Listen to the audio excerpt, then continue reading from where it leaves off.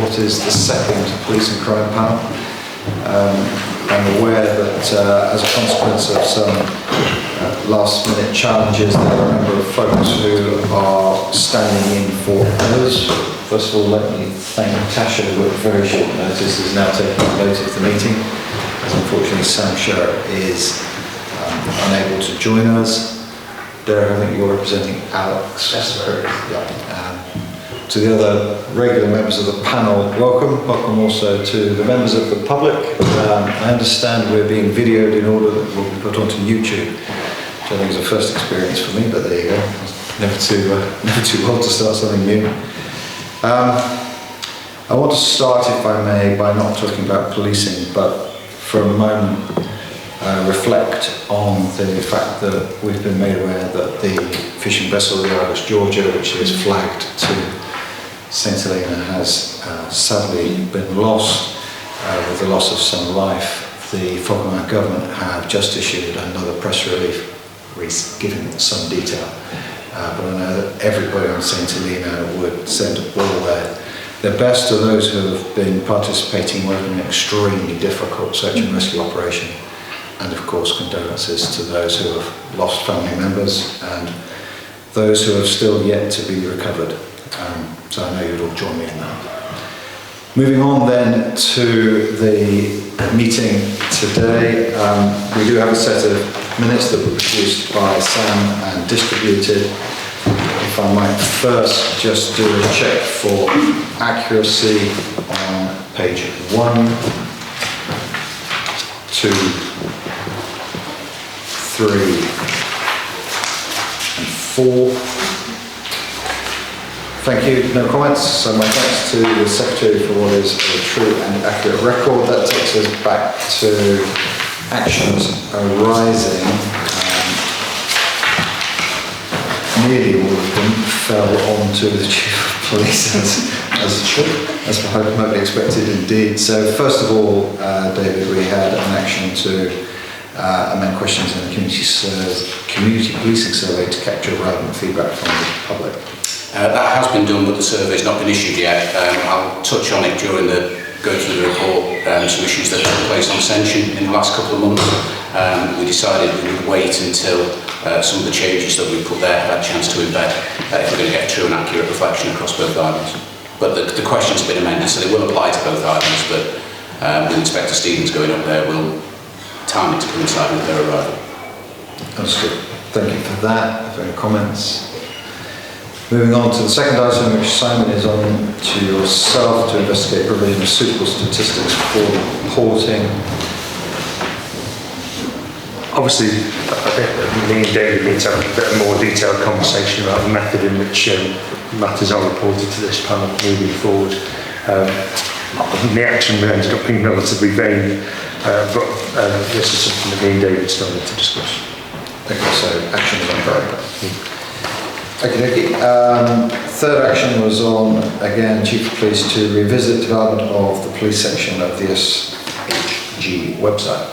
I circulated our proposed design and I had a conversation with the digital media representative of the press office.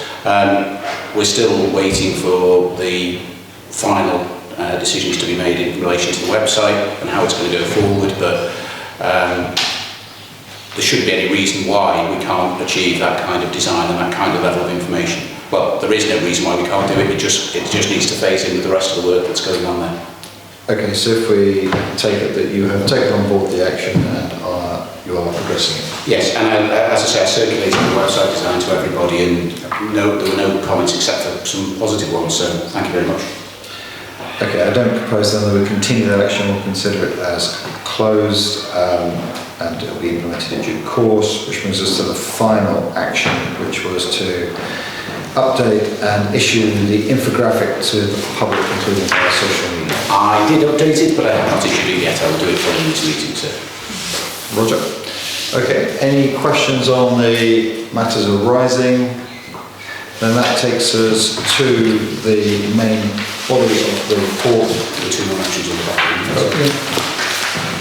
No, my mistake, sorry, got ahead of myself. Right, okay, next one is on Simon and Minister Ellick to review legislation gaps. I prepared a draft paper that we met at the advisory board panel, and I know that myself and David was present at the meeting as well, and I know me and Jeff sat down and we've identified a number of gaps in criminal legislation on the island. That document is in draft form at the moment in time and just needs some fine tuning, but the bulk of the holes were covered, and obviously the Minister is now aware of what I consider to be the gaps in the legislation, and I know that David himself has contributed to that document as well. I think basically after the next steps after that is coming back to advisory board to decide what we're actually going to do, and then we bring it forward to EXCO and business.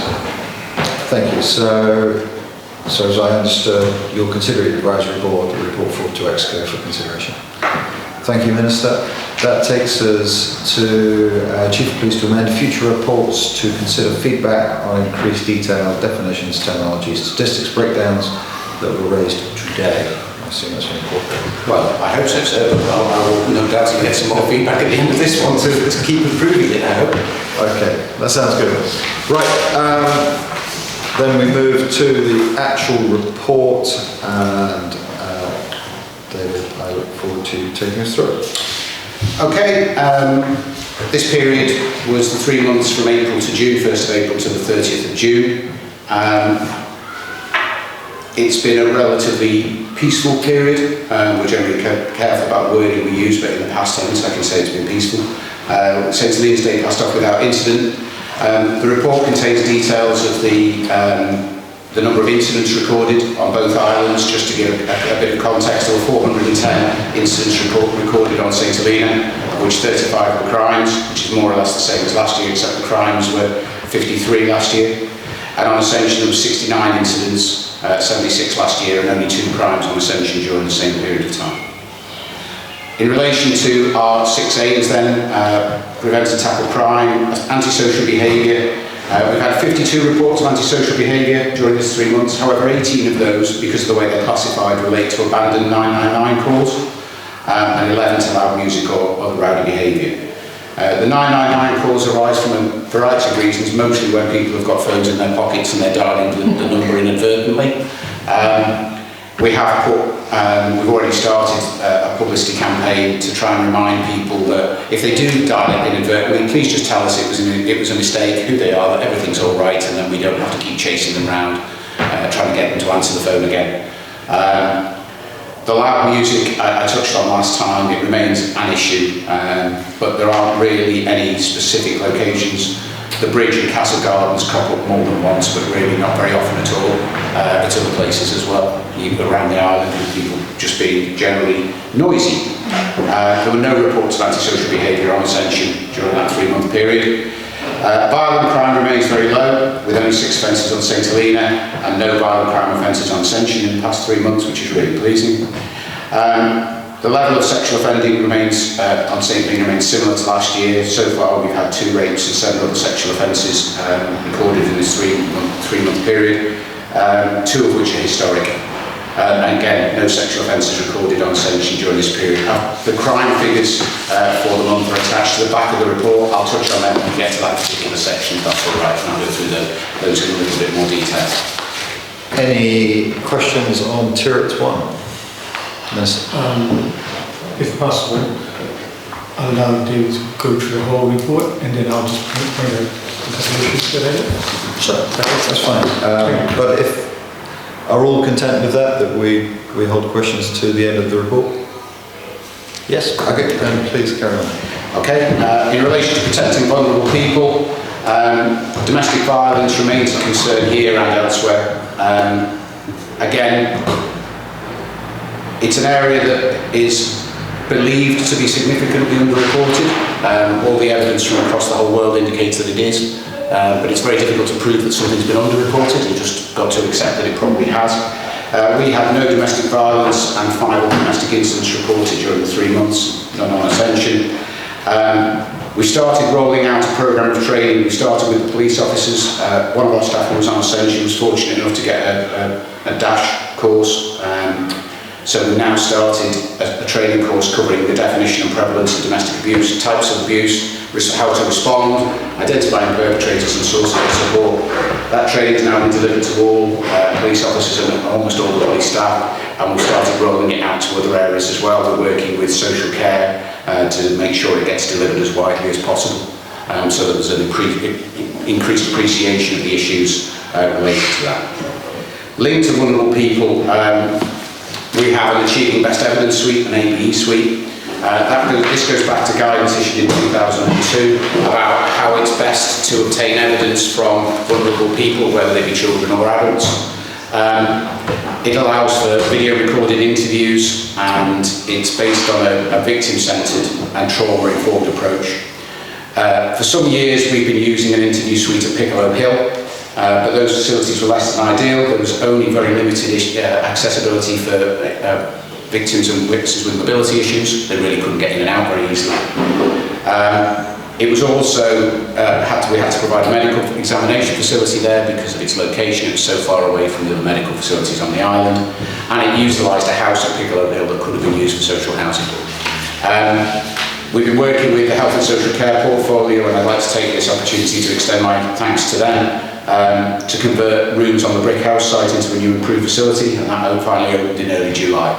So we now have a fully accessible facility that's near to the hospital, so we don't need a separate medical examination facility, which we've used already very successfully, and it's allowed us to return the house at Piccolo Hill to the housing department, and there's now a new tenant in residence there, so it's now gone back to its proper purpose, which is social housing.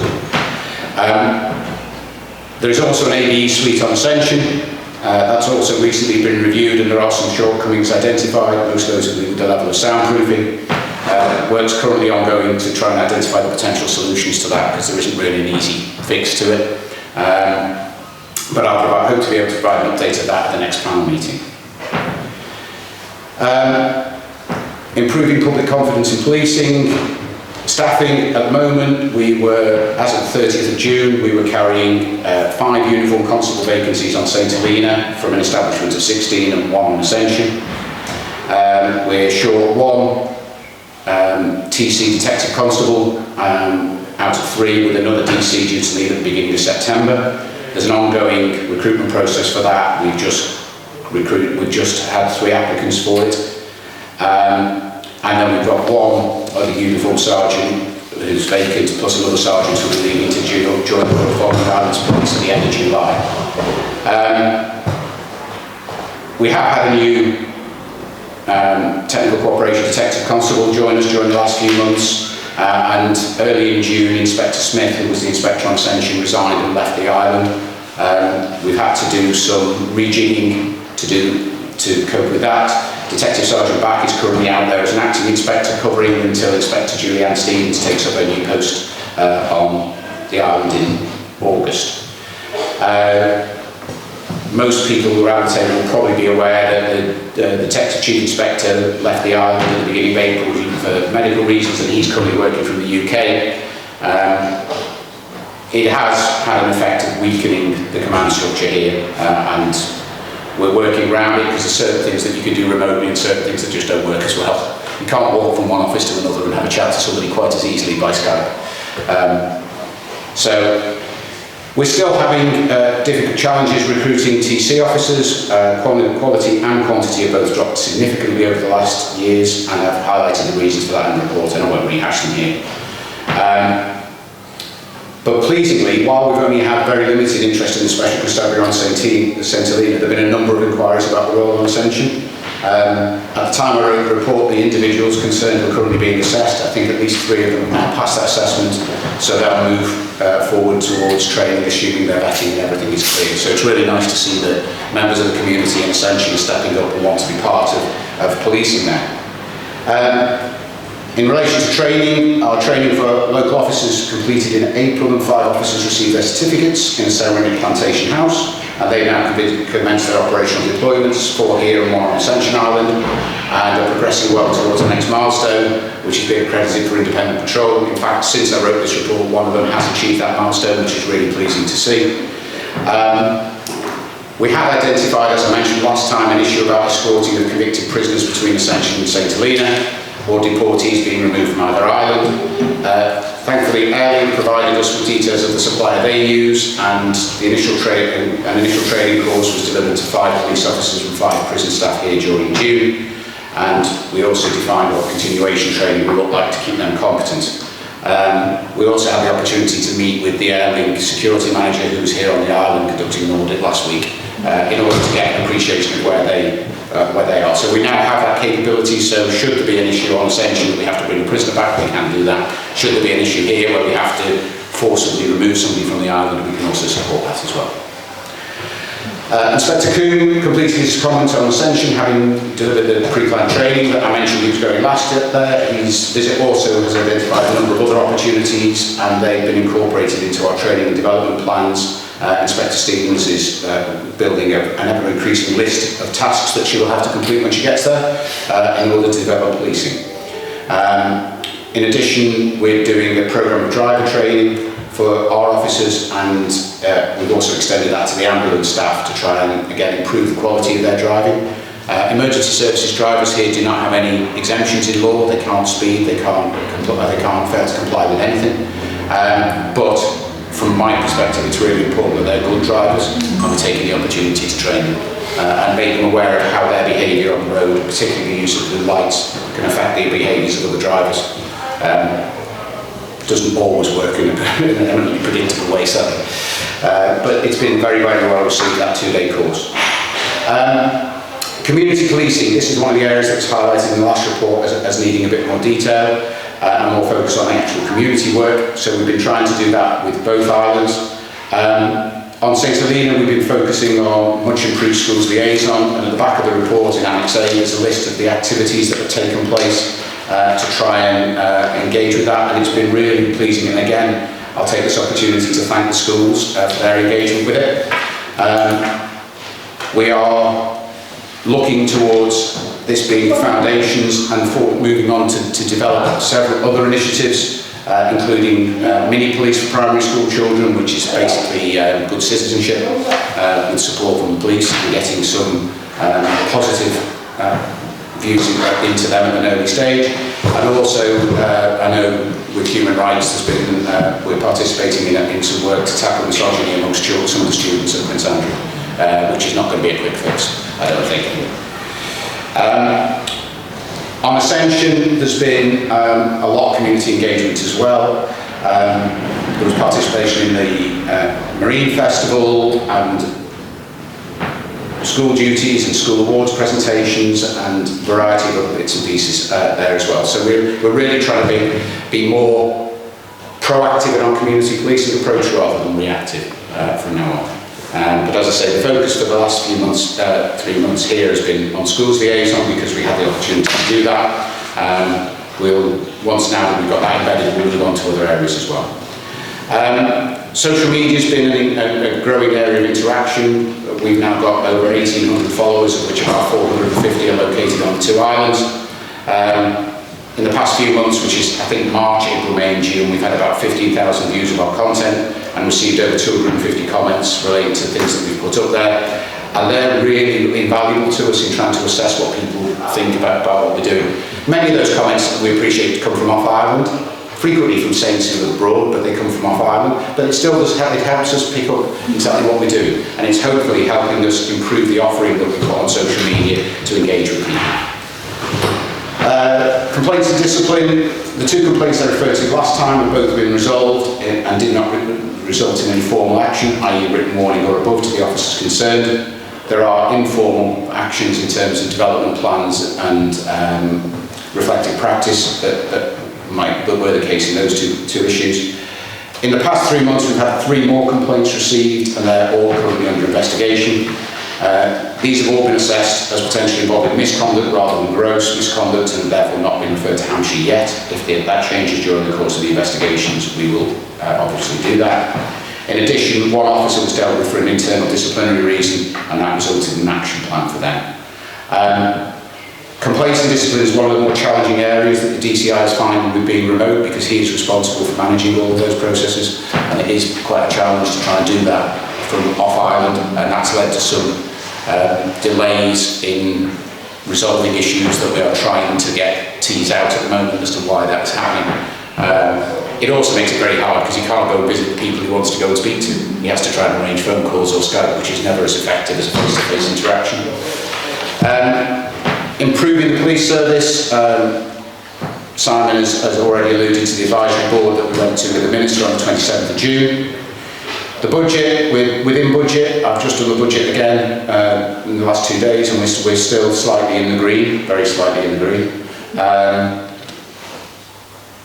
The memorandum of understanding between ourselves and AIG has been reviewed and is currently subject to a bit of toing and froing about exactly what the wording to the addendum to that will be put in place for.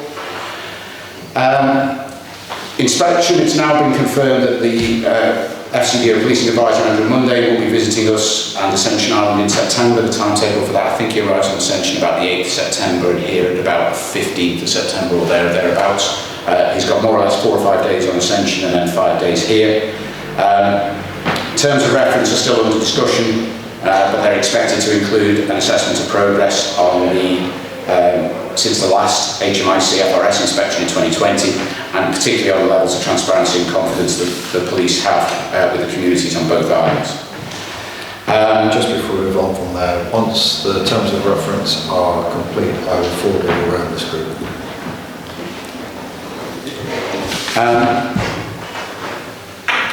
OTRIS, and I have explained what this is because I have to look it up myself. The Overseas Territories Regional Crime Intelligence System, OTRIS, was introduced here in 2017, and it's been it's hosted on servers on the 2 islands, one here and one on Ascension Island. That creates 2 separate systems. They are linked but not lifetime linked, so we have to wait. There's a delay between the information travelling between the 2 islands, and that's created difficulties when we're trying to manage crime and other serious incidents, particularly when we're trying to provide support from here to Ascension Island.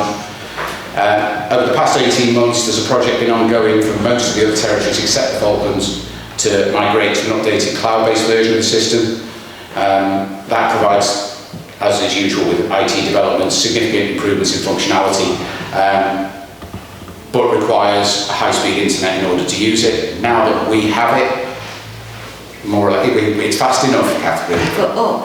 Yes. Really? Yeah, because we're not transmitting much in the way of, it's all text information that's going to and from. That was what was worrying me because I can't get anything up into the cloud. No, because it's a text-based system, so it's doing a search on something. But the project isn't yet ready to do that. Ascension have approved the use of Starlink, but we're still waiting for the exact how that might pan out. So we've registered an interest with the FCDO to see whether we can be considered for the next stage of the project once they've got it off the ground with the territories that they're working in the Caribbean. That will be inevitably expensive for somebody. The system itself costs us around about £50,000 a year just to keep it running. So we'll have to do a cost-benefit analysis when it comes in to see whether it's actually worth the cost. It would be very nice if as part of the project funding there was some availability to support that, but we'll wait and see whether that happens. Crime figures and detection rates. As I mentioned at the back of the report in Annex B are the crime figures for St Helena and Ascension. As I mentioned at the start, the numbers are broadly the same as have been there. The detection rate again remains broadly the same as it always is. There are certain offences that are particularly challenging to detect, burglary being one of them. I have marked the 2 sexual offences just so that you are aware that all the other ones there, the 2 rapes and the 5 sexual offences that are not marked as detection, are currently under investigation and or awaiting court proceedings. Obviously we can't mark them off until we've actually completed those investigations.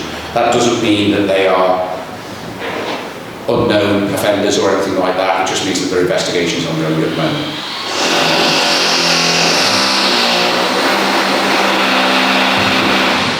In relation to other offences, as I say, most of them are there. You will see that there's been one more other crime detected than was actually recorded. That's because it was one from last year and it just ticked across across the border from last year.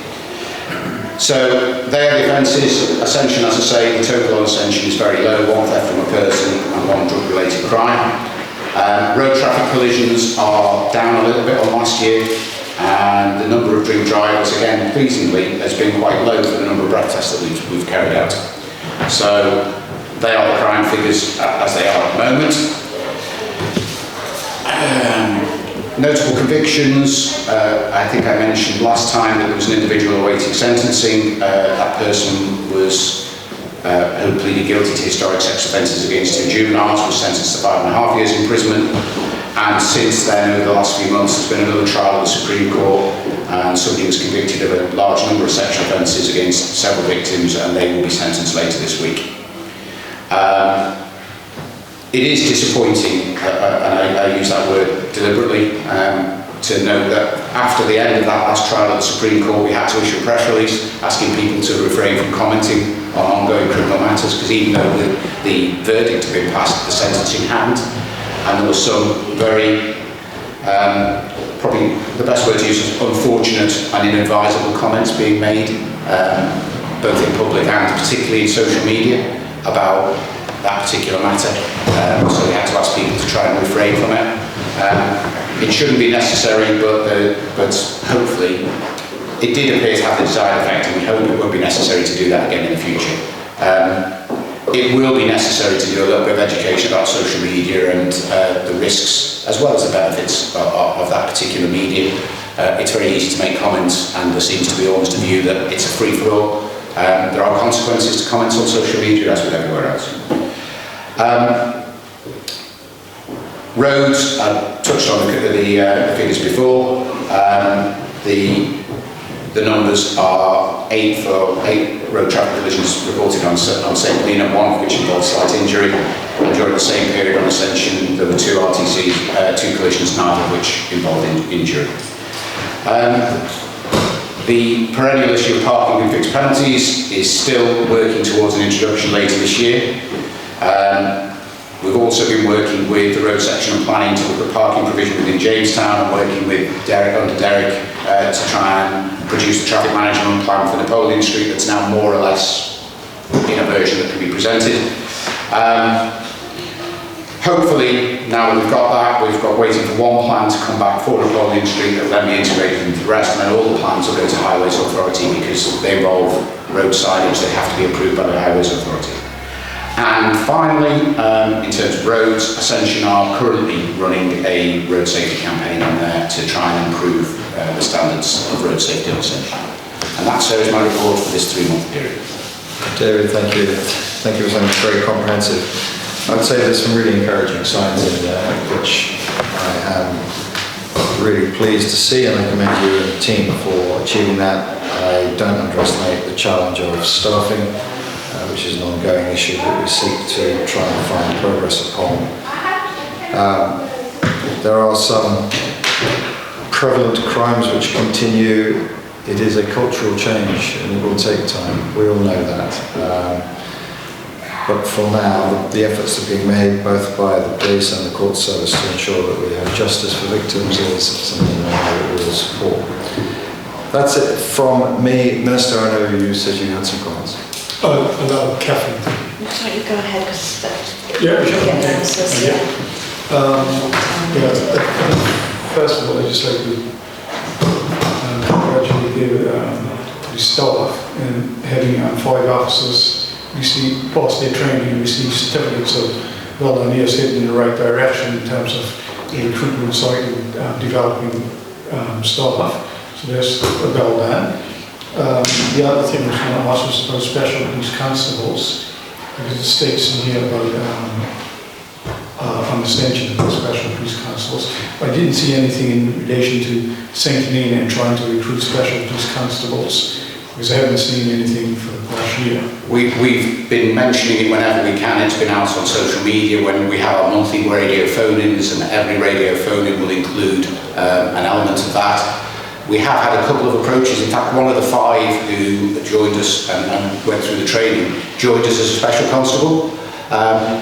but we did such a good job of training, well, particularly Mr. Coombe and his team did, that they decided to join us full time. So we moved from having a special to having a full-time officer, which is better from our perspective. We are going to revitalise that again and try and do it, because it's a very, very useful addition to the service, and a very useful way for people who may be considering a career in policing to get to test the waters and find out whether it's for them or it isn't. Some of the inquiries we get, sadly, people are a little bit deluded about what special constable means and what that actually will involve, particularly the fact it will involve evening and weekend working, which doesn't always be as popular as we might think it would be, but we will carry on with those efforts. So it's not that we've run a particular campaign, it's been an ongoing effort all the time, but you're quite right, we need now to take an opportunity and raise its profile again. Yeah, so it's good to hear that, because I just assumed that, because I didn't see anything, but obviously I don't listen to the radio all the time when you have your programs, so I thought you weren't focusing on that. No, we are if you want to raise the profile of specials, then that sounds good. The other thing, inspection team, Andrew Monday, I just wanted to know about the TROs. Who's actually doing the TROs, and what involvement does the government have on it? So as I said, we're developing the TORs in concert with Ascension, the chief here, and Andrew Monday. Once we've got the draft of that, as I said, I will circulate it to this panel so you have the opportunity to comment. Right. I just wanted to know from the government perspective, looking at the ordinance run by the government who represents the people, do they have any input into the TORs, the government first? I thought this panel would be the more appropriate thing to do that, insofar as we have a government minister, plus we have the opportunity for chambers to comment, as well as human rights. That to me seem to be more effective. We can take another route if you feel you... I just think the government actually represents the whole of the island, and at the end of the day, people, policing is by consent. So I just thought best if the government also be part of it, as well as the panel, so that we can actually put something useful. Well, why don't I say we'll forward it to you, Minister, and you may forward it to whoever you wish. Okay, I'll put it to the government. Thank you for that. And will there also be an opportunity for the inspection team to speak with the public? I don't know about public. I don't know if that's normal. Well, previously we would have an inspection carried out, and whoever's doing the inspection would take time to speak to the public. I'm fairly certain HMIC did last time, but then we were squashing everything in last time because COVID was coming galloping over the horizon, and there was an understandable reluctance. But at the moment, we haven't set the timetable for them. They're here for 5 days, including 5 evenings. So, depending on the terms of reference, whether they feel it's relevant. Let's say we'll definitely take that up with them. The other thing is stats.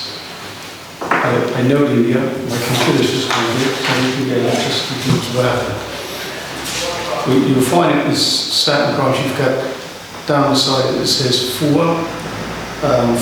recorded crimes, and then it's got detection as 5. I can't understand. Is there a mistake? No, as I say, we count detections. They're not. It was a crime that was recorded in March but detected in April. So it didn't go into the recorded, but it went into the detections in April. So we actually detected 5 crimes or more crimes in April than we actually had. Oh. So it. Would you go just put like extra just to explain that? Yeah, I'll explain that again in the future. Yeah. Inflating things.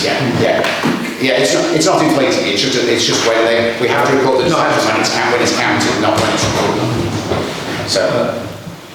And I know you said before about the cases that some will be under investigation. You've got extras there, but your reporting standards. Does your reporting standards include when cases are charged? Did they go down as detections? I'd have to go back and read the exact definitions that we're using at the moment. I don't think I've got them with me at the moment, but yeah, Normally it requires a decision to have been made to reach the charging standard to be detected. There are certain other reasons why they can be administratively detected as well, but generally if it meets the standard for a charge, then it will go down as detected. The outcome at court is another matter. But, so just to clarify on that piece you about, in most cases they would be under investigation, yes, rather than going to court. Yeah. They would be. As long as I understand that. Yeah. Thank you. You also get number of drink drivers. Do you actually mean number of people over the prescribed limit? Yes, sorry, that's terminology. I will amend that last time. Next time. At least people understand, because otherwise some people might take issue with it rather than see what it means. You had 20 breath tests. And out of those, so what we're saying is out of 20 breath tests, one was over the limit. Which is good. Again, very positive. Yes, very negative, but very positive. Yes. It's showing that there is actually starting to be an awareness. Obviously, we hope by the time of the next panel we'll have managed to get the PSV amendment to the road traffic ordinance that also includes the drop of the road traffic, the drink drive limit. That will be accompanied by obviously an education programme to give people a view of what that means to them. The Crown Prosecutor and I have got a little bit of work to do in just completing the drafting of that with the drafter who's off Ireland at the moment, so hopefully we'll have that for next time. Okay. And the only other thing I was asked to raise this year, the time of this meeting, the panel meeting, can it be done for a more convenient time for members of the public? And some suggestions like 7 o'clock in the evening, so we have more members of the public. My instinct is to say no to that because we have a number of people who are working, and I wouldn't want to take that time from them to take an evening from them. I think our hope is that by increasing our exposure through social media, that this meeting is available to people. And I'm quite sure if they wish to offer some views, they will find a way of those views being offered. So I raised it, I was asked to raise it, so I raised it. Understood, thank you. And I suppose from my side, and that's all for the day, from my side, I did send my mail to Joey, but I think she's quite busy at the moment, so I think so. I don't think we're going to be from her at the moment. Thank you, Minister. I just wanted to say congratulations on the new suite, because that has been much needed and is long overdue, so that's wonderful news. And I think that was all. Oh, and the training on domestic abuse. Would that be open to see my team? Absolutely, yes. Wonderful. Yeah, as I said, we piloted it, we trained our trainers, we piloted it within the service, we're now moving out towards social care and elsewhere, so yes, absolutely. Okay, and that is it from me, thank you. Thank you. Perfect. Simon, let me go to you. Any questions, comments? No, thanks. That's really comprehensive on Ascension from Chief of Police. Very happy, and we discussed a number of these issues previously. Thank you, Simon. Then going around to Derek, any comments? No, nothing from me, thank you. Nothing from me, thanks. Excellent. I think that covers it. AOB, but I will ask, is there any other item of AOB that anybody would wish to raise? Then, ladies and gentlemen, we will have the next meeting in approximately 3 months, obviously the date to be agreed. Let me close by thanking the Chief of Police for his efforts in providing this comprehensive report. The intention in taking this way forward, to reiterate, is that the public have the opportunity to hear what the police is doing, how they're responding to the challenges that they have, and I think this report format really does deliver on that. And it also is candid about where there are areas where, for example, there have been a complaint, it is being recorded now so people can understand what the numbers are. That to me is significant. I hope the members of the public present have found it a useful session. And on that note, may I thank everybody for their time, and this meeting is closed.